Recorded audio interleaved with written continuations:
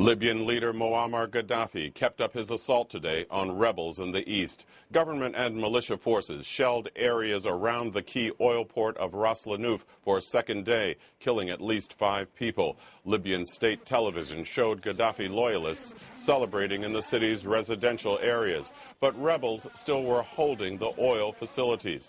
Gadhafi supporters also celebrated in Zawiya, just outside Tripoli, as the government let journalists tour the newly recaptured town. We have a report on Zawiya from Jonathan Rugman of Independent Television News. This event apparently timed for our benefit and for the camera of Libyan state television, which cheered them on.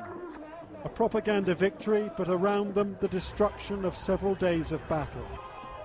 Bunting, hastily erected in the last 24 hours, failed to hide the worst of the damage, for the rebellion here has been savagely quashed. This mosque, which served as the rebels' medical clinic, has been reduced to ruins, and fear is back on the streets. With state officials everywhere, nobody other than Gadhafi supporters dare speak openly about what happened here. All the people free now. You can see this. All the people happy for Muammar Gadhafi. No, but there were people who didn't like Muammar Gadhafi. Oh, some people without Libya. For Osama bin Laden. These were the graves of rebels who died fighting in what had been renamed Martyrs Square. But look at those graves today. One man told us the bodies had been removed with bulldozers. If that's true, that could be a war crime by Gadhafi's supporters. When I was here on Sunday, I counted the graves of 20 people buried right here who had been killed in the fighting. Now those graves have been completely eradicated. It has taken 2 weeks for Colonel Gadhafi to subdue the rebellion here in Zawiya, but subdue it he has. There were 20 people buried there.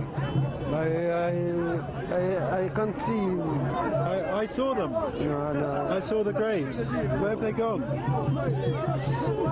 No people there. No people there. No people. No people. Zawiya is a government town now. The spirit of resistance has been forced deep underground, a town that gives every sign that the spark of rebellion has been extinguished.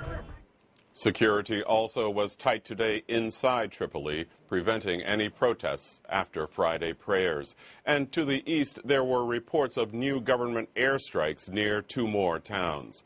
In Washington, President Obama warned Libyan leaders again today that the world is watching. He defended his response so far, saying the pressure is increasing on the Gadhafi regime with new sanctions and a freeze on billions of dollars in assets.